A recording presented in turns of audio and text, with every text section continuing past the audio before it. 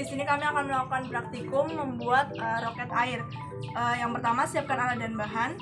Ada kertas asturo, 2 botol air mineral, gunting, cutter, lilin mainan, double tip, dop motor, dan 3 buah kardus. Yang kedua, potonglah botol air mineral menjadi melingkar. Yang ketiga, potong bagian bawah botol air mineral. Kemudian langkah yang keempat, masukkan plastik sin ke dalam tutup botol air mineral, lalu tekan-tekan.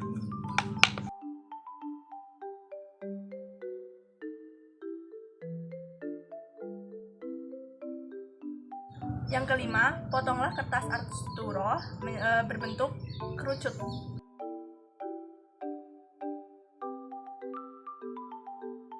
Yang keenam, masukkan botol air mineral ke dalam kerucut. Masukkan dop ke dalam tutup botol air mineral. Ketujuh yaitu sambungkan kedua botol air mineral lalu plaster secara melingkar.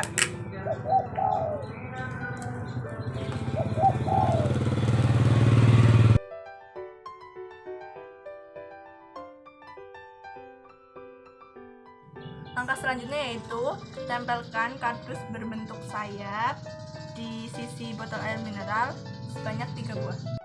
Beginilah hasil akhirnya. Langkah selanjutnya, isikan air ke dalam botol hingga 1/4 bagian atau sampai batas plastisin. Langkah yang terakhir, pompa roket air hingga udara terisi penuh. Kemudian, lepaskan tutup botol pada bagian bawah roket dan roket akan meluncur dengan sendirinya. Setelah itu, ukur jarak sejauh mana roket meluncur. Pada percobaan pertama, roket meluncur sejauh 3,5 meter dengan waktu 24 detik. Pada percobaan kedua, roket meluncur dengan jarak 4,45 meter dengan waktu 24 detik. Pada roket air, botol akan meluncur apabila diberi tekanan udara yang tinggi dari pompa ke dalam botol yang berisi air. Tekanan udara di dalam botol lebih tinggi daripada tekanan udara di luar botol, sehingga saat diluncurkan, udara menekan air dalam botol keluar dari botol. Semburan air yang keluar dari botol memberikan gaya dorong terhadap botol sesuai hukum Newton 3. Gaya dorong yang diberikan gas kepada roket air sama besar dengan gaya yang diberikan roket air kepada gas, hanya arahnya berlawanan. Roket air mendorong gas ke bawah, gas mendorong roket air ke atas.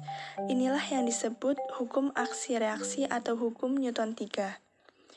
Udara yang dimanfaatkan pada roket air akan mendorong air keluar karena lubang untuk keluarnya air yang terdorong oleh udara kecil maka mempunyai kecepatan dan energi yang cukup besar.